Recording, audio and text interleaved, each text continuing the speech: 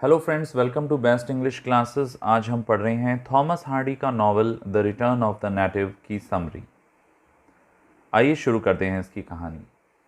Thomas इन यॉब्राइट का plan है शादी करने का डैमन विल्डीव के साथ में। थॉमस इन यॉब्राइट हमारी कहानी की नायिका है, पर यह मैरिज कैंसिल हो जाती है क्योंकि शादी के सर्टिफिकेट में कुछ एरर होता है। एक्चुअल में ये एरर डैमन विल्डीव ने खुद ने डलवाया था। इस वजह से थॉमसिन योब्राइट बहुत टेंशन में है, डिस्ट्रेस में है और वह पैदल चलती हुई आ रही है। रास्ते में वो डिग्री वैन, जो कि हमारे कहानी के नायक हैं, उनसे लिफ्ट लेती है घर जाने के लिए। डिग्री वैन एक रेडल मैन है। वो रेडल बेचते हैं। रेडल एक लाल चौक होती है जो कि भेड़ों के ऊपर निशान बनाने के काम आती है। वे लोग एडगन हीथ से गुजर रहे हैं। ये एक जगह का नाम है, एक कस्बे का नाम है। वो वैन से गुजर रहे हैं जिसे पोनीज, खच्चर खींच रहे हैं। डिग्री वैन मानता है कि डैमन विल्डीव लायक नहीं है शादी के थॉमसिन योब्राइट से। वैसे डिग्री वैन ने खुद ने भी प्रपोज किया था 2 साल पहले थॉमसिन योब्राइट को, बट उसने रिजेक्ट कर दिया था। अब कहानी में एक और किरदार आता है, मिसेस योब्राइट, जो कि एक अच्छी महिला हैं। ये थॉमसिन की आंटी हैं। डैमन विल्डीव थॉमसिन को सिर्फ यूज़ में ले रहा है क्योंकि वो जेलस करना चाहता है यूस्टेशिया वाई को। वो उसे जेलस करके अपनी तरफ आकर्षित करना चाहता है। यूस्टेशिया वाई बहुत ही सुंदर हैं, पर यूस्टेशिया वाई एडगन हीथ नामक कस्बे से नफरत करती हैं और वे यहाँ से जाना चाहती हैं। जैसे डैमन विल्डीव थॉमसिन से झूठा प्यार कर रहा है, वैसे ही यूस्टेशिया वाई डैमन विल्डीव से झूठा प्यार कर रही हैं क्योंकि उनके पास कोई और ऑप्शन नहीं है। वो एक ऑप्शन ढूंढ रही हैं जिससे कि वो इस कस्बे से बाहर निकल सकें, किसी बड़े शहर में रह सकें। जब डैमन विल्डीव उनके रिलेशनशिप को तोड़ता है थॉमसिन योब्राइट से शादी करने के लिए, तो यूस्टेशिया वाई का इंटरेस्ट उसमें फिर से जाग जाता है। वो जेलस हो जाती है। यूस्टेशिया वाई को इसी टाइप के लड़के पसंद हैं जो कि इम्पोर्टेंस दिखाते हों, भाव खाते हों और दूर हटते हों। जो आगे बढ़ के अट्रैक्ट होता है उसे यूस्टेशिया पसंद नहीं करती। तो यूस्टेशिया का इंटरेस्ट वापस डैमन विल्डीव में बढ़ जाता है और वो डैमन विल्डीव से कहती है कि मैं तुम्हें पसंद करने लगी हूँ। डैमन विल्डीव कहता है कि तुम मेरे साथ अमेरिका भाग चलो, पर वो थोड़ी सी हेजिटेट हो रही है। यूस्टेशिया डैमन विल्डीव को छोड़ देती है। जब मिसेस योब्राइट, थॉमसिन की आंटी का बेटा, जो कि थॉमसिन का कजिन भी लगा, क्लाइम, उसकी एंट्री होती है। अब क्लाइम एक बहुत ही सक्सेसफुल डायमंड मर्चेंट है और वो पेरिस से लौटा है अपने मूल स्थान एडगन हीथ में। तो फ्रेंड्स, क्रिश्चियंस के अंदर मुस्लिम्स की तरह ही कजिन से शादी हो सकती है। अब आगे देखते हैं क्या हो रहा है। क्लाइम के प्लान है कि वो अब पेरिस से आ गया है लौट के और अब वो अपने गांव में ही रहेगा और यहाँ का स्कूल मास्टर बनेगा एडगन हीथ का। बट यूस्टेशिया वाई को ये पता नहीं है। वो ये सोचती है कि ये मुझे एडगन हीथ से कहीं दूर ले जाएगा शादी करके। दोनों का मिलना जुलना होता है, जल्दी ही प्यार हो जाता है, पर मिसेस योब्राइट को इसमें ऑब्जेक्शन है।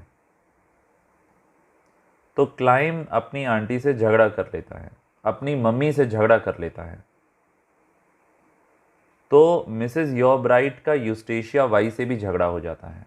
अब जब वो देखता है कि यूस्टेशिया वाई खो चुकी है, तो जब वाइल्डीव देखता है कि यूस्टेशिया वाई अब उसके हाथ नहीं आने वाली, तो वाइल्डीव थॉमसिन से शादी कर लेता है और उन्हें अगले समर में एक बेटी पैदा होती है।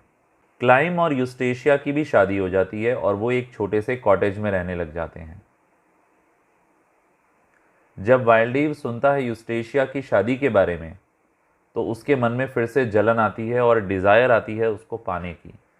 बट अब तो इसकी थॉमसिन से शादी हो चुकी है, पर फिर भी वो उसे पाना चाहता है। उधर दूसरी तरफ क्लाइम दिन रात पढ़ाई करता है, अपना नया करियर वो स्कूल मास्टर के रूप में बनाना चाहता है, और यूस्टेशिया इस उम्मीद से अभी भी टंगी हुई है कि वो ये आइडिया छोड़ देगा और उसे अब्रॉड ले जाएगा, दूसरे देश ले जाएगा। पर इसकी बजाय होता ये है कि पढ़ पढ़ के क्लाइम खुद को अंधा कर लेता है, और क्लाइम अपनी माँ से भी रूठा रहता है और उसके साथ डिस्टेंस बना लेता है, उससे बातचीत बहुत कम कर देता है।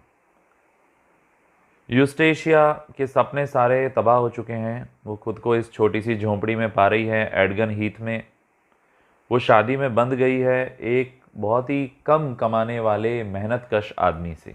अब इस पॉइंट पर, इस मौके पर वाइल्डीव की दोबारा एंट्री होती है। अब बड़ा आश्चर्य है कि उसके पास बहुत सारा पैसा आ गया है और अब वो इस पोजीशन में है कि वो यूस्टेशिया की आशाओं को पूरा कर सके, उसे बाहर ले जा सके। वाइल्डीव उस कॉटेज में आता है, उस झोंपड़ी में आता है जहाँ वो देखता है क्लाइम सो रहा है। जब यूस्टेशिया और वाइल्डीव बातें कर रहे होते हैं तभी मिसेस योब्राइट यानी कि यूस्टेशिया की सास दरवाज़ा खटखटाती है। वो कहीं दूर रहती है क्योंकि बेटे और उसके बीच में डिफरेंसेस हैं। वो आई है यहाँ पर और दरवाज़ा खटखटाती है। वो इस उम्मीद से आई है कि वो अपने बेटे बहू के साथ दोबारा रिकंसाइलेशन कर ले, उनके साथ फिर से दोस्ती कर ले। यूस्टेशिया कन्फ्यूजन के मारे, डर के मारे कि मेरी सास वाइल्डीव को यहाँ देख लेगी, वो अपनी सास को अंदर ही नहीं आने देती। सास का दिल टूट जाता है कि मेरे बेटे ने मुझे रिजेक्ट कर दिया है, और वो वापस जाती है गर्मी में, धूप में एक जगह जाकर बैठ जाती है।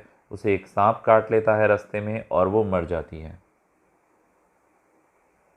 बाद में क्लाइम को जब सब पता चलता है तो वो खुद को ब्लेम करता है अपनी माँ की मृत्यु के लिए।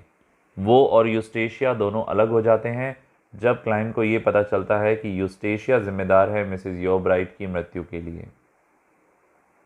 और अब यूस्टेशिया अभी भी रिलेशन रख रही है वाइल्डीव के साथ। इस तरीके से दोनों पति पत्नी अलग हो जाते हैं। यूस्टेशिया प्लान कर रही है कि वो एडगन हीथ छोड़ के चली जाएगी और वाइल्डीव उसकी मदद करने के लिए तैयार है। एक रात को जब तेज़ तूफान आ रहा था, तो हम कहानी में क्लाइमैक्स की तरफ बढ़ रहे हैं। रास्ते में वो वाइल्डीव से मिली, पर यूस्टेशिया तूफान में पानी में डूब गई। उसे बचाने के लिए वाइल्डीव भी पीछे पीछे कूद गया और डूब गया। यूस्टेशिया डूब गई, वाइल्डीव डूब गया। क्लाइम वहाँ पर था और वो उन्हें बचाने के लिए कूदा, और डिग्री वैन भी वहाँ पे था, वो भी उन्हें बचाने के लिए पानी में कूदा और उसने एक हीरोइक एफर्ट किया। उसने क्लाइम को बचा लिया डूबने से। अब इस नॉवल का लास्ट पार्ट आता है जहाँ हम देखते हैं कि एक रिलेशनशिप धीरे धीरे डेवलप हो रहा है थॉमसिन और डिग्री वैन के बीच में, और आगे जाके इनकी शादी भी हो जाती है। क्लाइम अब एक वॉन्डरिंग प्रीचर बन जाता है। वो जगह जगह घूमकर लोगों को शिक्षा देता है। और इसी के साथ ये नॉवल हमारा फिनिश हो जाता है। दोस्तों, ये मैंने आपको इसकी एक सुपर समरी दी है। ये नॉवल बहुत बड़ा है, पर मैंने इसके मेन इवेंट्स आपको बताए हैं। आई होप ये एग्ज़ाम में आपके काम आएंगे। यदि मेरा ये छोटा सा प्रयास आपको पसंद आया तो चैनल को सब्सक्राइब करें, लाइक करें, कमेंट बॉक्स में अपना फीडबैक दें, और ऐसे कौन से टॉपिक्स हैं जिनकी हिंदी आप चाह रहे हैं मुझे बताएं, और अपने क्लासमेट्स के साथ शेयर भी करें। आज के लिए इतना ही। जल्द ही फिर मिलेंगे एक और टॉपिक के साथ।